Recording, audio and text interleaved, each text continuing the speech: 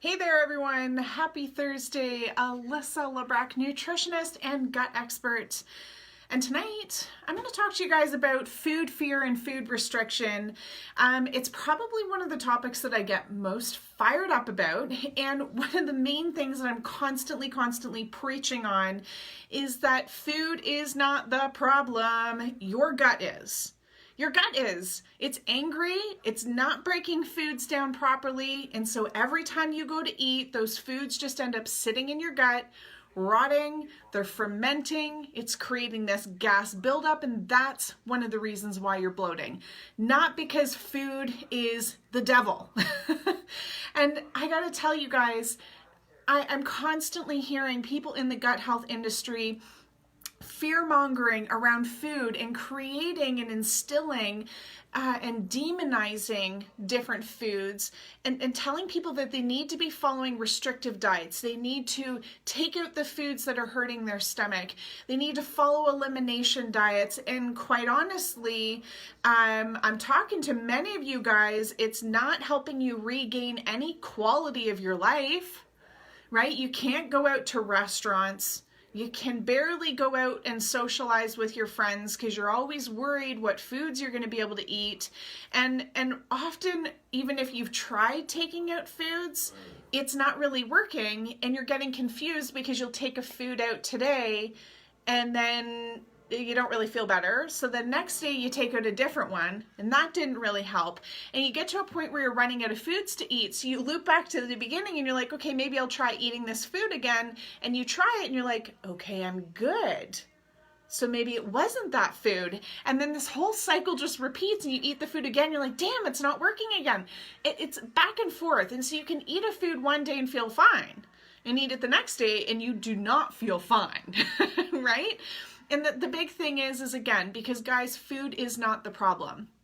And so what I wanted to talk to you guys today about is how to really bust through the food fear, the food restriction. If you're wanting to get a better understanding of what specific damage and deficiencies are happening inside the gut that are causing these food reactions, I'm going to encourage you guys to check out all the other videos on our YouTube channel, Alyssa Lebrack-Gut Expert.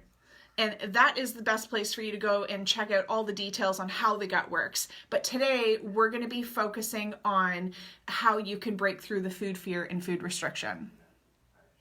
Okay, Deborah's asking, what about scarring and ulcers? Isn't bowel burning these conditions? So scarring and ulcers are not caused by food. It's caused from damage and deficiencies in your gut. And I think one of the big patterns that happens for a lot of people is they're scared to eat because they think that food is going to make the problem worse. But it's not like people are scared to eat like Big Macs, for example. You know, no one's saying out there, oh, don't eat the pizza, like, you know, don't go through the fast food drive-through. The gut health industry is saying you need to take out onions and garlic and broccoli, like good whole healthy foods. And that's where the problem is. If you have ulcerations and scarring happening in your gut, you need food to heal that. And if we're removing too many foods and you're running on an empty gas tank, you just don't have enough nutrients for your body to heal. So Deborah, I totally hear you. And it can feel scary wanting to eat if you're unsure if it's going to make you feel worse. But remember, again, the food isn't the thing that's the problem. It's the ulcerations. We need to fix that. And you'll need supplementations and you'll need healing foods too. And I don't know what you mean by isn't bile burning these conditions. I'm not sure what you mean by that, but if you can drop it in the comments, happy to answer your question. Okay, so guys, let's first unpack this a little bit. So the very first thing that we really need to focus on when we're breaking through the fear and the restrictions that we've really started to implement is focus on choosing foods with benefits. Right? Foods with benefits. And this really reframes our thinking because instead of looking at food from a harmful, damaging, fearful standpoint, we're looking at these foods in a way that they might be able to benefit us. So I want you to just ask yourself, what foods would be beneficial for my gut? Okay, I want you to ask yourself that. Let me know in the comments what foods are coming to you. I want to hear from you guys. What foods are you thinking of are beneficial for the gut? All right, I'm going to give you guys a couple of seconds and let me know in the comments, because I can see you guys are watching, what foods are beneficial for your gut. You guys know this. We talk a lot about healing gut foods, especially in our free Facebook group, the Love Your Guts IBS support group. All right, so let me help you out here. Bone broth, great healing food. Protein, any sort of good quality protein, right? You need protein. Protein is the building blocks for your muscles. And guess what? Your gut lining is a muscle. So protein is good for your gut. If you are eating protein like meat and you're finding that you don't feel well, it's not because of the protein. It's because your gut's struggling to break it down. Let's fix that. Okay, Vicky's saying oatmeal. Yeah. Oatmeal's a really great food. It has fiber in it. It can help to bulk up and help you to have healthy poops. If you have diarrhea, I especially encourage you to eat things like oatmeal. If you have constipation, might be a little bit bulking, but there's nothing wrong with oatmeal. We just want to make sure you're not eating oatmeal all dang day, right? All right, Samantha saying whole foods, for sure. That's broad, but yeah, I mean, absolutely all whole foods. If it doesn't have a package, you're good to go. If there's no label on it, you're pretty much good to go. If there's a food that has a label on it, we need to start taking a look at it, right? We need to start looking at the ingredients, and now we're getting into food-like products. So things like bone broth, things like protein, fruits are going to be really beneficial. You need fruits because they're rich in antioxidants, which help to reduce inflammation in the body. And vegetables, let's not forget about vegetables. I mean, gosh, all the vegetables are good, guys. If you have a weak gut, let's just make sure they're cooked. They're a little bit easier to digest that way, but they're going to give you lots of fiber, vitamins, and minerals. And guys, there's nothing wrong with carbs. The weight loss industry is a whole other hot mess that we'll tackle never. I'm never going in that department. But the weight loss world will have you demonizing carbohydrates. And here's the thing, you need carbohydrates, especially if you're trying to fix your gut, because this is where your body generates energy from. It's where your body is creating energy from. And so you need to make sure that you're getting good, healthy carbohydrates. And then we can't not talk about fats. Right? Your healthy fats. Yes, Tanya just jumped in at the same time as I said that. Quality fats. What are they going to do? They're going to lube up your bowels. Now, for those that have diarrhea, you're like, I don't need any lubrication, thank you. But yes, you do. You need those healthy fats to help coat and soothe the intestinal walls, especially if they're raw and inflamed. And Deborah, good healthy fats would be really good for you. And so here's the thing, they're going to help with your brain, they're going to help with your gut lining, they're going to help with your bowels. There's really, guys, no whole healthy foods that need to be off the table. Okay, so choose foods with benefits. Think of food this way. When I eat berries, what am I getting from that? Well, I'm getting some really good nutrients, some antioxidants. Right? Maybe you're looking at sauerkraut and you're like, well, it's a fermented food. There's good bacteria in that particular food. How is it benefiting me? Right? So this totally shifts our energy when we're looking at food. Instead of looking at it through a lens of fear, we're looking at the benefits. So again, focus on what the body or the food will do for the body, and it will do for the body. This fear will have you creating stories in your head of what the foods are going to do to you, but that doesn't necessarily mean that's the reality. That's the fear talking. Okay, you guys are jumping in here. Deborah's saying, when you eat protein foods, it dumps bile to digest, and as I understand it, burns your stomach. No, so bile,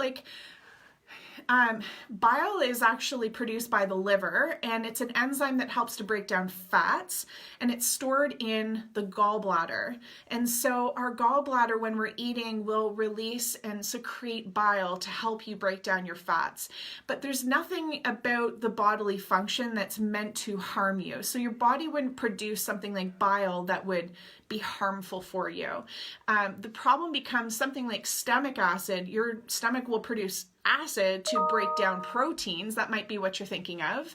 And no, stomach acid isn't bad for you either, because we need that to break down our proteins. If you have ulcerations in your stomach though, that's because that mucosal layer is worn out. And if you have stomach acid that your body's naturally producing, that will hurt your stomach. But it's not because stomach acid is bad or protein is bad. The problem is the stomach lining. The problem is the ulcerations, not the food. Does that make sense? So, making sure that we really understand the difference, because what will happen is when you eat and you feel like you're in pain, it's easy to blame the food. But again, it's not the food, it's the damage in the gut. Okay, now Deborah, you said, so far every food causes my son to bloat. Bad. Again, not the food. Foods don't make us bloat. Foods don't make us bloat, guys. I know there's many of you guys are watching this, and some of you are bloating and you look like you're 8 months pregnant. If that's happening for you, that's not the food. That's not the food, guys. You're either low in enzymes to break down those foods. If you're, Deborah, you're saying bad. If you're bloating bad, I'm going to assume that we're like looking pregnant bloat potentially, like your stomach is distended, it's visible. If that's happening, and it's happening whether you eat or not, and it's happening all day long, that's bacteria. It's not food. It's not food. Again, guys, the fear, when you eat and you get an experience or a symptom, is going to have you latch onto that food and you're going to want to blame it. But I'm really here to interrupt those thoughts. Interrupt those thoughts and remind you, not the food. Bacteria, not enough enzymes. That's why we bloat, not because of food. Does this make sense? I'm going to keep repeating it. I'm going to get fired up here, guys, because I don't want you to be scared of food, right? It's like saying, well, my car is not working properly. My engine's not working properly. It's not running well. And so I'm just going to not put gas in the car. Said no one ever, right? It must be that gas. It's clearly the gas that's messing with my engine. Nope. It's the spark plugs. It's the fact that maybe you didn't do an oil change in the car. I don't know, maybe, who knows? You need filters or something's going on under the hood and you need to pop the hood of your car. And no one's popped the hood in a while, right? The same thing with your gut. No one's looked inside your gut in a while. No one's taught you how to do maintenance on your gut. And so that's why we're having troubles and everyone's hyper-focused on the food and the gas that you're putting in your tank instead of the engine. Make sense? Okay. Samantha's asking, what if you react strongly to fruits? Should you still eat them while healing your gut? Thank you. Great question. I'm not an ass. I'm not going to tell you if you eat something and you feel like you're going to die, just go ahead and eat it anyways. That's not what I'm saying, guys. Okay, I want you to listen to your body. You need to really make sure that you're tapping into what's working and not working for your body, but understanding the difference that it's not the food. There are damage and deficiencies in your gut, and that's what you need to go fix so that you can very quickly reintroduce those foods. Otherwise, you're going to run into a lot more health issues, and it's going to prolong your health issues if you're eliminating, because you're taking out good whole foods that will feed your good bacteria and keep bad bacteria out. So if fruits are reacting for you, Samantha, I can't obviously diagnose ever, but especially over Facebook Live, you need to be tested. But what typically and what it sounds like may be happening that is worth exploring is fruits can be a little bit sugary. It depends on the fruit that you're eating. Like banana, much more sugar in it than a berry. There's nothing wrong with those healthy fruits or the sugars in them. But if we have an overgrowth of bad bacteria, especially things like candida that love sugar, like any kind of sugar, it's like, come on, send it on down. It's the thing that has you craving all the chocolate. No, it's not because you love sweets. It's the bacteria that love the sweets. And so what can happen is we can eat sugary foods. If you have an overgrowth, those bacteria like, yay, and they start to have a party down there. And guess what comes with bad bacteria having a party is symptoms in a real shitty situation for you. So Samantha, you're going to want to get tested and see what types of bad bacteria are happening inside your tummy. Again, let's not demonize the fruit. Let's look at the bad bacteria that are loving the sugar. Okay, and should you still eat them? I mean, no. Again, if something's hurting you, swap it out and fix the root problem and then reintroduce as soon as possible. Okay. Tanya's saying right now, all foods seem to cause me pain. It's your tummy. And I get it, like you eat, you don't feel well, but the best thing that you can do is deep dive into your gut and figure out what damage and deficiencies are going on. Okay, Deborah's asking, what do you use to get rid of bacteria? Great question. We don't want to get rid of all bacteria. We need some good bacteria. To get rid of the bad guys, though, that depends on the person, the type of bacteria, the severity of the bacteria. You need to be tested. So I don't have an answer for you on that. Vicky, how do you know what deficiencies you have? Testing. I had an endoscope on Monday and so far gastritis and acid reflux. Yeah, so your medical doctors, guys, are not going to be looking for like markers of functionality. They're looking for markers of disease. Like, do you have Crohn's, colitis, gastritis, diverticulitis, and Barrett's esophagus, ulceration, stuff like that going on. But they're not going to be looking for like, oh, are you depleted in minerals? Do you have an overgrowth of bad bacteria? These are more functional markers that your doctor's not trained in. Okay, guys, awesome. Let's go to the second thing. I'm like off on a tangent. Let's see what I was going to talk about. Let me check my notes. All right. We got more questions. Simone. Hey, girl. All right. This is a good one. This is a good one. Guys, we have to be really mindful of the language that we're using around our food. Like really aware of the language that we're using around our food. Let me give you an example. I can't eat that. There's nothing for me to ever eat. Anytime I go anywhere, I can never eat anything. When I go to a restaurant, I get sick. When I, do this happens. We're constantly telling ourselves that we're going to have a negative experience. And guess what? If you keep focusing on that, hyper-focusing on that, if you keep telling yourself there's nothing for you to eat, that will become your reality. Okay, that's not some like woo-woo concept.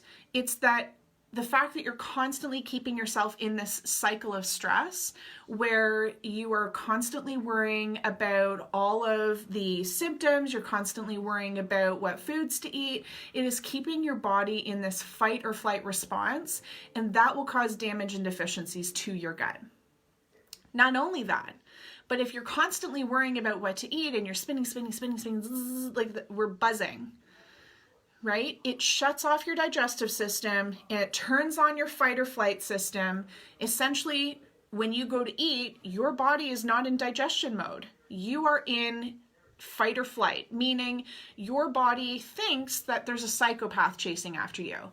It's not able to differentiate what type of stressor. It doesn't know whether you're trying to figure out if that spinach is going to make you shit your pants or if, again, psychopath chasing after you. So it puts you into this high drive fight or flight, your digestive system's turned off, and then you go to eat that food. And the body's like, whoa, curveball. Like, I thought we were running away from the bear here. We just turned off the digestive system, and you just told us that this food is the enemy. It is an invader. It is bad. Well, we're going to attack. Okay, so do you see here, your words and your energy towards food is so important. And the thoughts that you keep thinking are really just stories that you're telling yourself. They're not actually the truth. They're not necessarily fact or reality. They're just fear. And again, a belief is just a thought you keep on thinking. And so I really encourage you guys to reframe your thoughts and your relationship around food. When is the last time you focused on what you could eat instead of every single day focusing on all the things you think you can't eat? And how many times have you told yourself that food is the problem versus focusing on what the actual problem is, like the damage and deficiencies in the gut, the overgrowth of bad bacteria, the fact that you're not breaking those foods down. There's things like leaky gut and chronic inflammation and motility issues. When's the last time we said, you know what, my body is struggling to break down foods right now, instead of I can't eat broccoli. My body reacts to broccoli, right? So really, really focusing on reframing this, guys, because the best way to overcome fear is to load up on the hope, load up on what's possible, focusing on what you want to really accomplish here. How do you really want to feel? If you keep telling yourself that you can't eat anything, you will be right. And so we really got to reframe this and go back to step number 1, choose the benefits. Focus on the benefits that food is going to provide for you, so that when you're eating, your body is not rejecting the foods because you're in fight or flight and because you are telling your body to reject these foods. Does this make sense, guys? Okay. I'm seeing some more questions here. Simone's wondering, what do you do when all tests are coming back normal? Do more testing. Now, that might sound not what you want to hear. But here's the thing, Simone, is again, doctor's job is to rule out disease, markers of disease. They're not looking for functionality. It's not what they're trained in. If you're looking for you need help with nutrition, you need help with supplements, you need to know what root damage and deficiencies are causing your symptoms, or you want to prevent it from getting worse. They're not trained in that, so it's like going to an Italian restaurant trying to order Chinese food. They just don't serve it. Okay, so when I say do more testing, what I mean is you need more functional testing. You need to be doing the SIBO test, as we talked about, because regardless of whether we know, yeah, sure, we have a good, really strong assumption that there's a damn good chance that you have it based on the symptoms. The bigger issue is you need to know what type of bacteria you're working with so that you can get on an appropriate plan. The doctors will tell you, don't worry about testing. Of course you've got SIBO. Take this antibiotic. But that's because that's the only solution they have in their back pocket is, here, take this rifaximin or Xifaxan, or maybe neomycin if that one's really not working out. They'll just tell you to take the antibiotics, but that doesn't fix the reason why it came in the first place. Okay, now the other things, you need to be tested for minerals, also something your doctor won't do. So when tests are coming back normal, don't panic. It's because that's a good thing in a way. We've ruled out the bigger stuff, like this big C, we'll say the Crohn's colitis, the diverticulitis. That's good. It's time to move into more functional tests. Vicky, girl, you don't ever have to apologize for asking questions. I am here for it. Okay, Tanya's asking diverticulosis, but doctor just said common for your age. Oh my goodness. I got to tell you guys this. For a while there, I was writing down all the crazy shit that I've heard doctors say. And I don't have anything, there's nothing wrong with doctors, but they do say some crazy shit. And that would be one of them. Listen, guys, there's no freaking chance that your body is designed to feel like a bag of shit. Okay, there's no chance. And there's also no chance that just because you're getting older, you're also supposed to just feel like shit and that that's normal. If you are getting symptoms, if you are being diagnosed with something, that is because there's damage and deficiencies. Your body is sending you a message. We need to listen to that. Because what happens is conditions like this are going on. The doctors are saying, totally normal. And then you're going to eat food. It's causing reactions because of the inflammation and damage going on in the gut. And then we're blaming the food. And so we get hyper focused on the food. This becomes this vicious cycle. The issue is the diverticulosis. Okay, so please, guys, we've got to be working and addressing this stuff. I've had clients that I'm talking to on the phone, and it's like, they're like, I don't understand why I'm feeling this way. I've been, it's been like this for years and years and years. And we get asking questions and asking like, what testing have you done? And it turns out that they were tested positive for SIBO years ago. And it's like, well, boom, that's why. That's why you feel so terrible. That's why your body's reacting to food, because of all this overgrowth of bad bacteria. So guys, food is really, really quite simple. We focus on swapping out inflammatory foods, dairy, gluten, sugar, and then move on. It's reintroduction from there and really tuning into your body. Okay. Yeah, so guys, all great questions on testing. All of this really depends on your area, but what I can say is we help our clients in the Love and Trust Your Guts program access the proper testing. So if you guys need support with us, you can shoot us a message and we're happy to get you some support.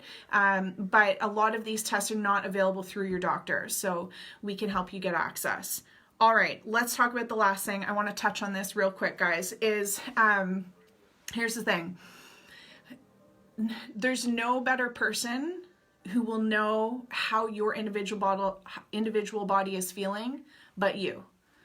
All right, so when we Google, like you've got this part-time job with Google and you're like frivolously searching every night and your kids are talking, you're like, shut up, I'm researching, right? Like we freak out at the family members, they're like interrupting, we're like desperate for solutions, right? Has anyone ever done that before? Like I'm hearing this from our clients. And it's because they're so, oh my gosh, it's desperate. It's desperation. That's all it is. Desperate for a solution. Okay, you guys know what I'm talking about. And so you're Googling and you read like, okay, low FODMAP diet. Okay, take out this food. No, oh my God, onions are terrible. Take out the onions. And everyone is freaking out about the food, right? Except none of these bloggers know what's going on in your individual body. None of them. None of them. They don't know whether you have diverticulosis. They don't know. Listen, I have a lot of women we've been talking to, and I see you guys who've had hysterectomies because there's hormone shit going on too. They don't know if you've had a hysterectomy. They don't know if your gallbladder's been chopped out. Like they don't know any of that stuff. And so you always need to take an individual approach. And the best person to do that is you. Not me, not even me. You're in the driver's seat, guys. You got to trust your gut. You got to trust your gut, not your anxiety. Trust your gut. Okay, so anxiety will be like, I'll tell you, I was talking to a client this afternoon. I'll share this story. Love you if you're listening. I was talking to a client this afternoon, and what happened was she had been out all afternoon. She had breakfast this morning, but went out all afternoon. She was hiking, and she got home and realized she hadn't eaten in a long time. And it was like 4:30, and she started getting in her head about it. She's like, oh my God, I'm really hungry. Like, I think I need to be eating, but I'm not really sure because it's been so long, but it's almost dinner time, but it's too late for lunchtime. So should I eat now? Or I guess I could have an early dinner, but if I eat now and like call it my lunch, I'm not going to be hungry for dinner later. Like, oh, her head was spinning. She was really in her head about this. And I said, girl, you need to stop and you need to trust your gut. Are you hungry right now? And she's like, yeah, but, and she started getting back in her head. I'm like, no. Are you hungry right now? Okay, because here's what I'm hearing a lot of you guys say. You're like, I'm in so much pain and I feel so full from the bloating, but I'm starving. Like, eat. You need to eat. Okay, guys, so your body is trying to send you these messages. It's like, please, will you send some good food down here and calm the heck down? You need to trust your gut, guys. Okay, so when I give you these recommendations and I say, okay, fruits and vegetables and fats and carbs and protein, these are all good for you. They truly are. They're not the problem. But if you eat brown rice and you bloat up like you're 8 months pregnant, it's okay to swap that food, but you've got to know it's not because it's the food. This is the big thing. The number one thing that you need to remember to break up with the food fear is that food is not the thing that you should be scared of. The damage and deficiencies in your gut and ignoring them, that's what you should be scared of.